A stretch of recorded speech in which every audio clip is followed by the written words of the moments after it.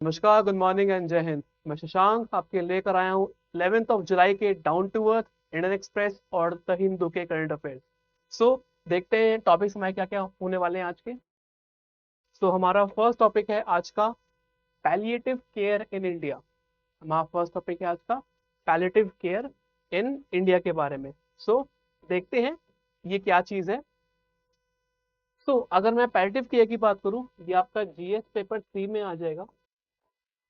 GS paper 3 which is your science and tech और environment environment और health sector health sector. तो इतने topics हैं जो कि जीएस यहाँ पे कवर करता है। अब देखते हैं पैलिएटिव केयर क्या होता है। पैलिएटिव केयर एक ऐसी ब्रांच है मेडिसिन की जो कि फोकस करती है over improving of the quality. क्या मतलब हुआ कि कोई भी अगर लाइफ लिमिटिंग इलनेस होती है, फॉर एग्जांपल जैसे कि कोई भी फॉर एग्जांपल किडनी फेलियर हो गया, ठीक है, या फिर यहाँ पे डिजीज हो गया कोई भी, ऐसे कि कैंसर हो गया, और भी बीमारियां बहुत सारी हैं। सो ऐसे इलनेस को जो केयर करता है, तो ऐसे इलनेस को जो फोकस करता है, कहते हैं हम लोग पैलिएटिव केयर। ठीक है, क्लियर है now. It focuses on the person as a whole, not on just the disease. एक मोस्ट इंपॉर्टेंट पॉइंट, ये पूरे पर्सन को यहाँ पे फोकस करता है, ना कि एक डिजीज पर। इस चीज को एड्रेस करने के लिए physical, psychological, spiritual and social domain का यूज किया जाता है। मतलब कि ये सारे यहाँ पे फैक्टर इन्वॉल्व होते हैं। ठीक है, क्या क्या है once again, social domains, spiritual factor, psychological approach and physical approach. ठीक है, ये यहाँ पे 4-5 फैक्टर हैं जो कि डिसाइड करते हैं एड्रेस दी पैलिएटिव केयर। क्लियर।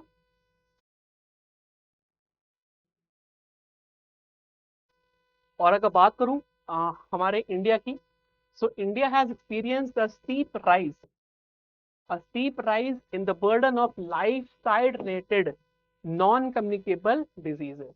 अगर क्वेश्चन में आए स्टेटमेंट कि does India experiences the rise in the palliative care, so yes, India has experienced a steep rise in the burden of the lifestyle related non communicable diseases.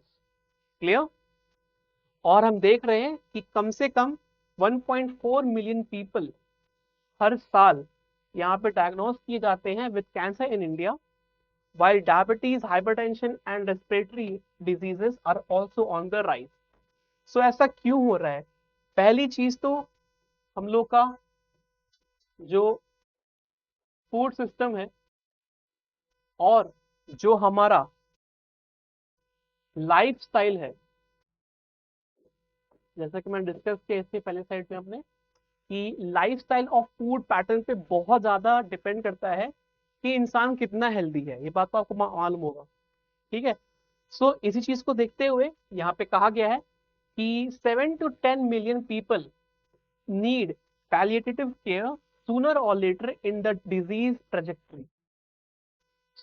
ये data क्या दिखाता है? ये data ये दिखाता है कि अभी भी बहुत सारे लोग यहाँ पे पैलिएटिव केयर के अंदर आने वाले हैं। ऐसा क्यों हो रहा है? Just because of change in lifestyle. इसीलिए कहते हैं कि अच्छा खाइए, अच्छा सोचिए और अच्छे से रहिए। ठीक है, आगे देखते हैं। Carbon circular economy, promise and challenges. यहाँ पे कार्बन सर्कुलर का क्या मतलब हुआ, पहली चीज। दूसरी चीज, ये इकोनॉमी में कैसे लिंक हो रही है, दूसरी चीज। तीसरी चीज, इसके प्रोमिसेस क्या क्या हैं और इसके चैलेंजेस क्या क्या हैं। आइए देखते हैं। अगर मैं कार्बन डाइऑक्साइड की बात करूं, कार्बन डाइऑक्साइड जितना एब्जॉर्ब होता है उतना रिलीज भी होता है। ठीक है, इसको हम लोग बोलते हैं इंसोलेशन। आप लोगों ने पढ़ा होगा क्लास 12th में ज्योग्राफी में, इसको बोलते हैं इंसुलेशन। क्या होता है कि जितना amount of heat earth absorb कर रही है उतना ही amount of heat earth release कर रही है। होता क्या है, यहाँ पे एक अर्थ बैलेंस मेंटेन करके चलता है ताकि ना ज्यादा हीट अप हो ना ज्यादा यहाँ पे क्या बोलते हैं कूल अप हो, ठीक है। सो यहाँ पे बैलेंस मेंटेन करके होता है। और कहीं ना कहीं जो ग्रीन हाउस गैसेज हैं, they are required, they are not like they are foe, but they are friendly in nature. क्यों? Because they help in regulating the earth's temperature. ये अगर ना हो तो क्या होगा? आइस एज भी आ सकता है, ठीक है। मतलब कि कहने का क्या मेरा मतलब हुआ, कहने का मतलब ये हुआ कि अगर ग्रीन हाउस गैसेस ना रहे सो अर्थ जो है अपना टेम्परेचर मेंटेन नहीं कर पाएगी तो क्या होगा कि यहाँ पे जो लिविंग कंडीशन है वो अचीव नहीं हो पाएगा, ठीक है। सो अगर यही चीज अगर ज्यादा मात्रा में हो जाए तो बहुत खराब बात है, ठीक है। अगर कम हो जाए तो भी अच्छी चीज नहीं है। सो एक पर्टिकुलर बैलेंस होना चाहिए इन दोनों के बीच में, ठीक है। सो हीट की बात किया जाए तो हीट जो भी रिफ्लेक्ट हो रही है अर्थ से वो does not escape to space. Some of it are trapped by atmospheric carbon dioxide and other greenhouse gases. Most important. ठीक है। सो जो भी अर्थ हीट को रिफ्लेक्ट कर रही है वो सब का सब स्पेस में नहीं जाता है, कुछ पोर्शन कार्बन डाइऑक्साइड के रूप में यहाँ पे एब्जॉर्ब भी होता है इन द एटमोस्फेयर। क्लियर? अब होता क्या है इससे, this will lead to the warmer land and oceans, accelerating ice melting and sea level rise. जब भी आइस मेल्ट होगा पोलर रीजन्स में, जैसे कि आर्कटिक रीजन हो गया, एंटार्क्टिक रीजन हो गया, यहाँ पे जितने भी बड़े बड़े आइस कैप्स हैं, जब वो एक बार मेल्ट होने शुरू होंगे सो मेल्टिंग ऑफ आइस से सी लेवल राइज भी इंक्रीज होगा and this eventually will give effect to the climate change and food security. So हर एक चीज से लिंक है, ठीक है। Extreme weather events and triggers food shortages, diseases, loss of life, property, forced migration, food security challenges, etc. ठीक है। हर एक चीज से एक चीज लिंक्ड है। मैं अगर सर्कुलर कार्बन इकोनॉमी की बात करूं तो ये एक ऐसा ढांचा है, ये एक ऐसा फ्रेमवर्क जहां पे कि रिड्यूस और मैनेज किया जाता है एमिशंस ऑफ कार्बन, ठीक है। ये एक ओपन लूप नहीं है, ये एक क्लोज लूप है। It is a close system loop जो कि 4R को डिनोट करता है। पहला रिड्यूस, दूसरा रीयूज, तीसरा रिसाइकल एंड चौथा रिमूव, ठीक है। ये 4R है। यहाँ पे हम लोग को नीड क्या है, यहाँ पे क्यों हम लोग को एक close loop circular carbon economy की जरूरत पड़ रही है, क्यों ऐसा हो रहा है? Because to stop emitting new carbon dioxide as well as remove some of the carbon dioxide which are piled up in the atmosphere। पहली चीज। दूसरी चीज ये कि कार्बन कैप्चर की बात की जाए, पॉलिटर carbon capture and utilization techniques are also useful. Okay, ये जो टेक्नोलॉजीज हैं which are developed to attract or to absorb the carbon dioxide out of the atmosphere, which can be used to make items such as carbonated drinks, dry ice and fire retardants, ठीक है। और the energy transition in the renewables is a slow process, ये मालूम है आप लोगों को, ठीक है। The shift to electric vehicles, EVs and decarbonization of steel, cement and plastic manufacturing will take time। ऐसा नहीं है कि एक ही बार हम लोग नॉन रिन्यूएबल से रिन्यूएबल की तरफ आ जाएंगे। इट विल टेक टाइम, ठीक है। आगे देखते हैं। न्यूज आ रहा है BEVs, these are your battery electric vehicles. So आइए देखते हैं कि ये क्या चीज है। देखिए यहाँ पे तीन तरीके के यहाँ पे चीजें होती हैं, ठीक है। पहला आता है आपका हाइब्रिड व्हीकल्स, दूसरा आता है आपका प्लग इन हाइब्रिड व्हीकल्स, तीसरा आता है आपका बैटरी इलेक्ट्रिक व्हीकल्स, चौथा आता है आपका फ्यूल सेल व्हीकल्स। ये चार तरह के यहाँ पे कंसेप्ट होते हैं जो कि आप लोग को पता होना चाहिए। If you talk about any electric vehicles. दूसरी चीज, मैं अगर बात करूं हाइब्रिड इलेक्ट्रिक व्हीकल्स की, जो कि HEVs बोलते हैं इनको हम लोग शॉर्ट में, तो ये इलेक्ट्रिक व्हीकल्स होते हैं which are the combination of conventional internal combustion engine with an electric propulsion system। मतलब कि इन EVs में क्या होगा, इनमें मोटर होगी जो कि चलेगी फ्यूल पे, प्लस यहाँ पे इलेक्ट्रिक मोटर भी होगी। So electric motor plus conventional fuel, इन दोनों का कॉम्बिनेशन, इसी को बोलते हैं हाइब्रिड वेरिएंट, कि जिस व्हीकल में दोनों चीज अवेलेबल हो। Clear? Hybrid derivation that substantially lowers the fuel usage. Clear? दूसरा कंसेप्ट आता है कार के मामले में which is called as plug in hybrid vehicles, PHEVs। ये क्या होते हैं देखिए एक बार। So hybrid drive train uses both an which is your internal combustion engine and electric power for power backup, ठीक है, and can be plugged into a power source। ये एक ऐसा कंसेप्ट है जहां पे कि आपका इंटरनल कंबशन इंजन के साथ साथ यहाँ पे एक पावर बैकअप का सोर्स भी होता है, जस्ट इन केस कि मान लीजिए कोई भी कार में PHEV का कंसेप्ट यूज हुआ है और उस कार में अगर बैटरी नहीं है, सॉरी आप मतलब कि बैटरी है बट उसमें चार्ज नहीं है, ठीक है, और उसमें फ्यूल है, सो गाड़ी फ्यूल पे रन हो सकती है, जितनी देर रन होगी उतनी देर वो पावर अप भी होते रहेगी। ये होता है concept in the PHEV। Clear? Third topic है which is topic of the day आज का, which is your battery electric vehicles. ये एक ऐसे इलेक्ट्रिक व्हीकल्स है जो कि फुली रन होते हैं इलेक्ट्रिक व्हीकल्स, सॉरी जो कि फुल रन होते हैं बैटरीज, ठीक है, इनमें कोई भी फ्यूल नहीं होता, इनमें कोई भी फ्यूल नहीं होता, ये फुली बैटरी ऑपरेटेड होते हैं, they are fully battery operated. Clear? They run on full electric motor drivetrain powered by rechargeable batteries. They have no internal combustion engine or fuel tank. So आप लोग से question पूछा जा सकता है कि hybrid variant versus BEV variant, which of the two following has the power tank or the ICE combustion system? So ये है आपका HEVs has the power tank and the ICE combustion system। Clear? Last तरीके का आता है which is a type of car which is called as fuel cell vehicle। अब ये क्या होते हैं देखिए, they combine hydrogen and oxygen to produce electricity।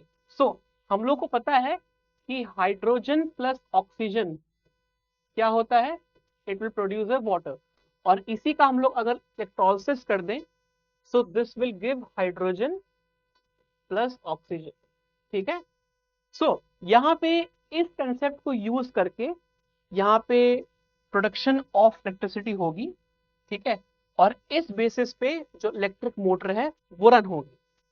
so ऐसे कंसेप्ट को बोलते हैं फ्यूल सेल व्हीकल, जहां पे कि हाइड्रोजन का यूज होके एज अ फ्यूल यहाँ पे व्हीकल रन किया जाता है। क्लियर?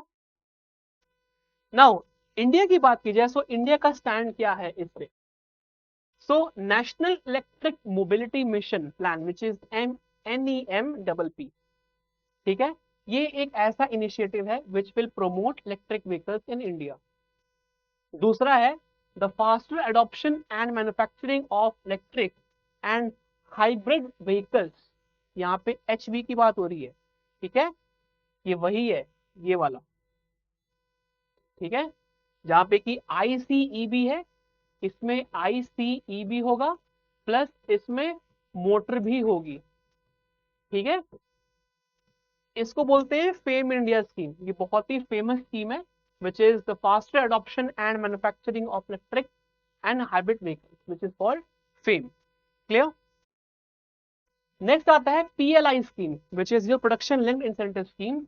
इसमें कि आपका आ जाता है national programme on advance cell chemistry cell ACC battery storage, और चौथा है आपका गो इलेक्ट्रिक कैंपिंग। सो ये कुछ स्कीम्स हैं इंडिया की जो आप लोग को मालूम होनी चाहिए कि इंडिया का अभी क्या स्टैंड है in terms of electric vehicles and the mobility usage. Clear? ये बहुत इंपॉर्टेंट है चारों पॉइंट, कि कौन सा व्हीकल, किस व्हीकल में किस तरह का कंसेप्ट यूज होता है, कि please take this under your mind. आगे बढ़ते हैं, take a screenshot.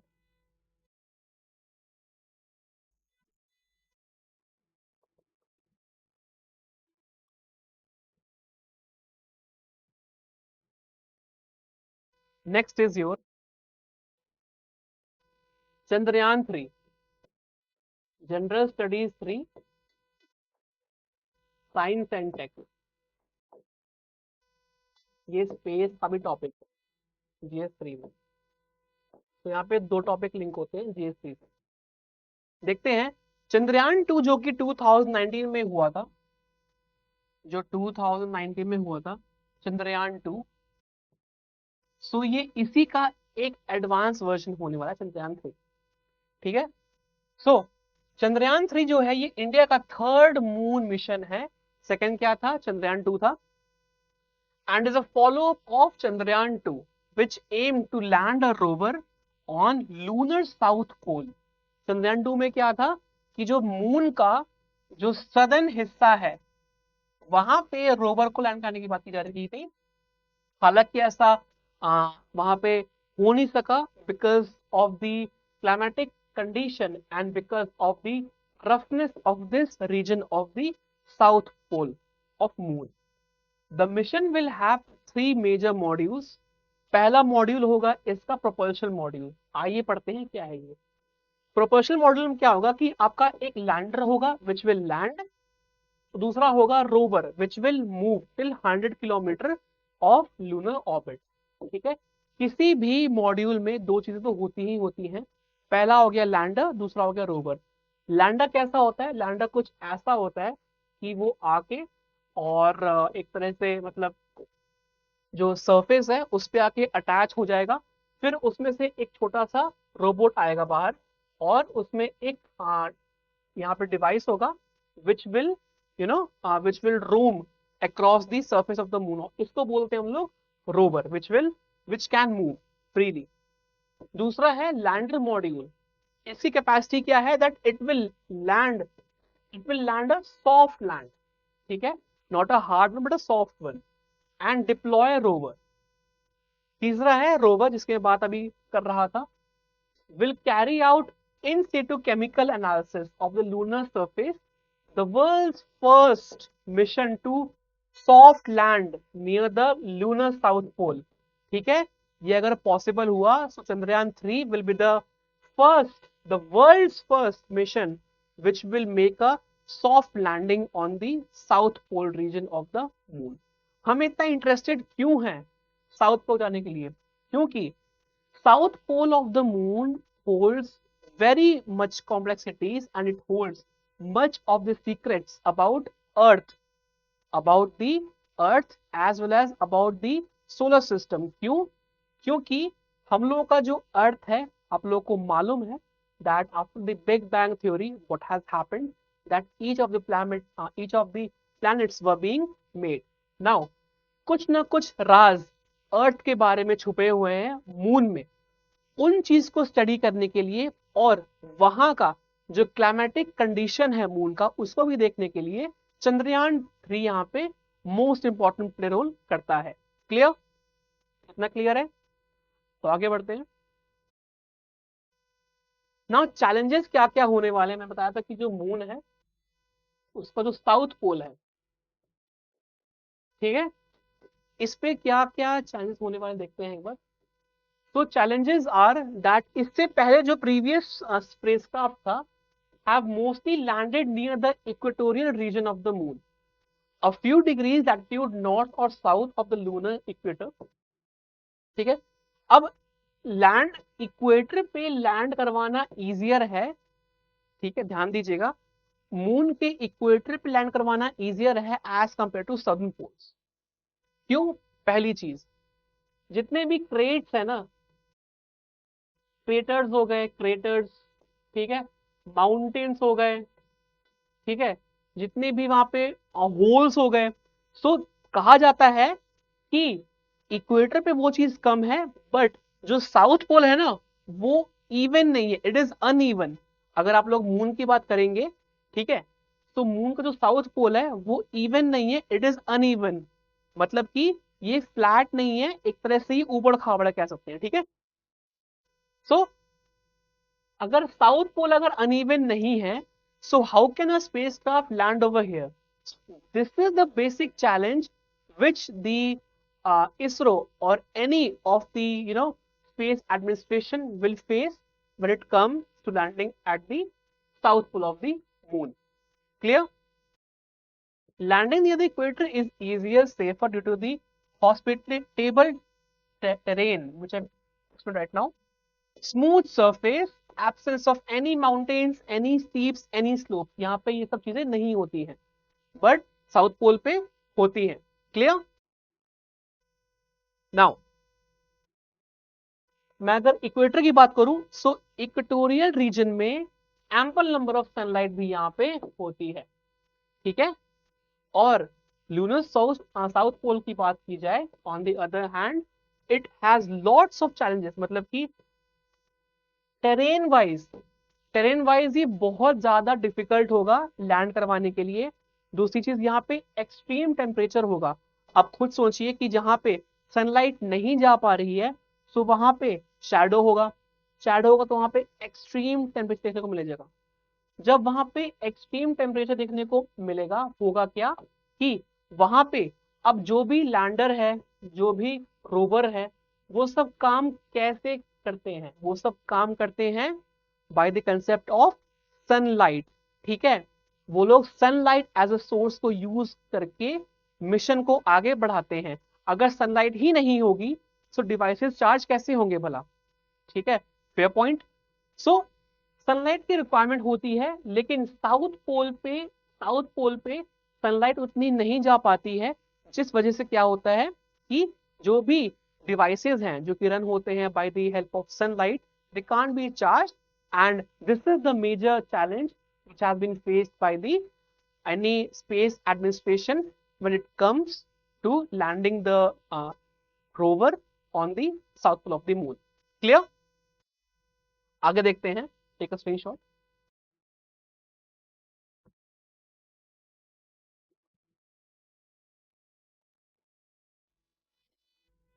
Next is your Lambani art.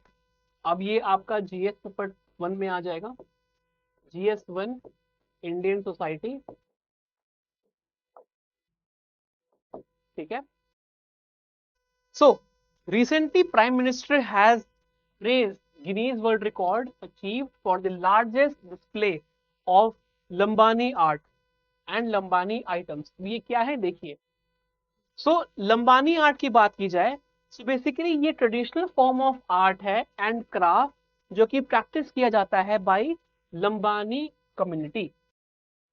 और ये कम्युनिटी कहाँ पे है? ये कम्युनिटी आपकी साउथ में है, जो कि कर्नाटका में है, in the region of Karnataka, okay. और ये कैरेक्टराइज होती है by its vibrant colours, instruments, intricate embroidery and mirror work. ये चीज बहुत इंपॉर्टेंट, ध्यान दीजिएगा क्या क्या चीजें यहाँ पे इन्वॉल्व होती हैं। Vibrant colours, intricate embroidery and तीसरा मिरर वर्क। और it has a quilting stitches with borders of kangura, ठीक है। कंगूरा पैचवर्क तरह की कढ़ाई होती है जो कि की जाती है किसी भी फॉर्म ऑफ आर्ट में। सो यहाँ पे कंगूरा पैचवर्क को भी देखा गया है। अब देखिए क्वेश्चन कैसे आएगा, क्वेश्चन आएगा कि kangura art is with what. So कंगूरा आर्ट जो है ये आपका लिंक है टुवर्ड्स योर लंबानी आर्ट। तो लंबानी आर्ट जहां भी दिखाई देगा उसको यहाँ पे आप लोग मैच कर सकते हैं, ठीक है। सो लंबानी आर्ट जो है it includes a wide range of products such as clothing, textiles, accessories, home decor items and jewelry as well। और देखा गया है कि 2010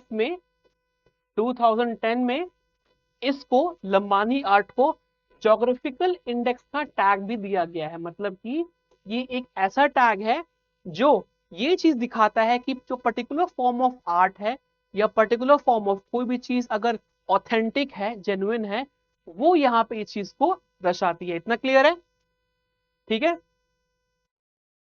नाउ नेक्स्ट की बात की जाए, so champions group of the global crisis response groups, ये बहुत ही न्यू अभी अभी ग्रुप लॉन्च हुआ है, जहां पे कि देखा जा रहा है कि this news is coming from ministry of external affairs, government of India.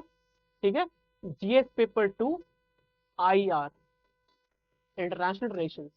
Now ये जो ग्रुपिंग है ना, विच इज योर जीसीआर, जिसको शॉर्ट फॉर्म बोलते हैं, ये स्टैब्लिश हुआ था 2022 में by the United Nation Secretary General to address the urgent global issues. Urgent global issues किस पे?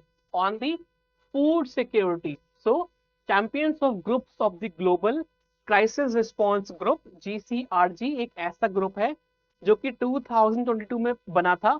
क्यों? ताकि एक तरह से फूड सिक्योरिटी को लेकर हम लोग वहां पे बात कर सके और उसको हम लोग एक तरह से मैनेज कर सके। ठीक है, फूड सिक्योरिटी हो गया, एनर्जी हो गया, finance, and coordinate a global response system towards any of the effect. Clear? So यहाँ पे फूड सिक्योरिटी ही नहीं बल्कि एनर्जी और फाइनेंस के बारे में भी बात यहाँ पे की जा रही है। इतना क्लियर है? ठीक है। Now it consist of the heads of state और the government from Bangladesh, Barbados, Denmark, Germany, Indonesia and Senegal. So इन सारे जगह के जितने भी गवर्नमेंट हैं वो सब आके एक साथ किसी भी इन तीनों डोमेन में से, इन तीनों सेक्टर्स में से किसी भी पर अपना जो डिसीजन है वो दे सकते हैं। और अब इसमें इंडिया भी शामिल हो चुका है। ये बहुत बड़ी एक अचीवमेंट है इंडिया के लिए। India's decision to join the group signifies its growing leadership values, और हो भी क्यों ना, because we are the fastest growing economy in the world, we are the most populous country in the world, and we do have the stand that we can speak, and our words should be valued as well. ठीक है, the world is no longer bipolar or bipolar or unipolar, rather than it is multipolar world. ठीक है, we live in the era of multilateralism, जहां पे कि क्या होता है कि हर एक कंट्री की यहाँ पे जो वॉइस है उसको यहाँ पे ध्यान दिया जाता है, and it is being addressed. ठीक है, सो जो इंडिया का पार्टिसिपेशन है जीसीआरजी में, ये ग्रोइंग ग्लोबल लीडरशिप को दिखा रहा है। इसी के साथ साथ जो ग्लोबल चैलेंजेस हैं उससे इंडिया कैसे टैकल करे, उससे इंडिया कैसे एड्रेस करे, इसको भी ये चीज दिखा रहा है। Clear? So it's participation will enhance the United Nations effort in finding the effective solution for developmental issues। ठीक है, और देखा गया है कि जो भी सॉल्यूशंस इंडिया यहाँ पे देगा इन सब सेक्टर्स में, उसका यहाँ पे एड्रेस यहाँ पे किया जाएगा। क्लियर? नेक्स्ट देखते हैं। Next is your captive breeding of fishes. Captive breeding of fishes ये क्या चीज है, आइए समझते हैं। ये आपका जीएस पेपर 3 में आ जाएगा पहली बात तो, विच इज योर फिशरी सेक्टर। ठीक है, देखते हैं क्या चीज है ये। और ये आपका मैराइन इकोनॉमी में भी आ जाएगा, मैराइन इकोनॉमी। क्लियर? देखते हैं। So, captive breeding of fishes refers to the practice of breeding and rearing of fish species in a controlled environment such as fish farms, hatcheries, aquarium. So अगर question आए is aquarium captive breeding or not, so yes it is. ठीक है, यहाँ पे क्या होता है कि वैसे कंट्रोल्ड वर्जन में किसी भी स्पीशी का, चाहे वो कोई भी स्पीशी हो, किसी भी स्पीशी का अगर कंट्रोल वर्जन में यहाँ पे अगर डेवलपमेंट हो, ठीक है, और उसकी ब्रीडिंग हो और रियरिंग हो, सो वहां पे कहा जाएगा कि हाँ that particular species is going through the captive breeding process. Clear? Now मैं अगर इंडिया की बात करूं, so India is the third largest fish producing country. Most important point, we are the third largest fish producing country in the world.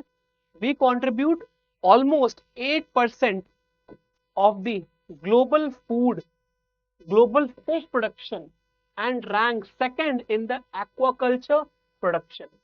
ये भी बहुत important point है. ठीक है, ग्लोबली इंडिया जो है we are at the third position with respect to the fish production, और इसी के साथ साथ we are contributing 8% of global fish production and we are ranking in the second position in terms of aquaculture. Clear? आगे देखते हैं, note कीजिएगा.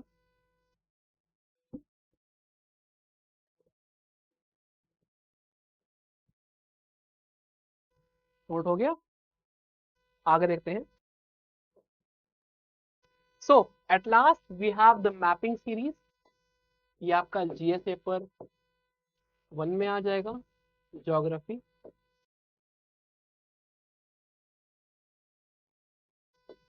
ठीक है, और ये प्रीलिम्स पे भी इंपॉर्टेंट है फॉर प्रीलिम्स.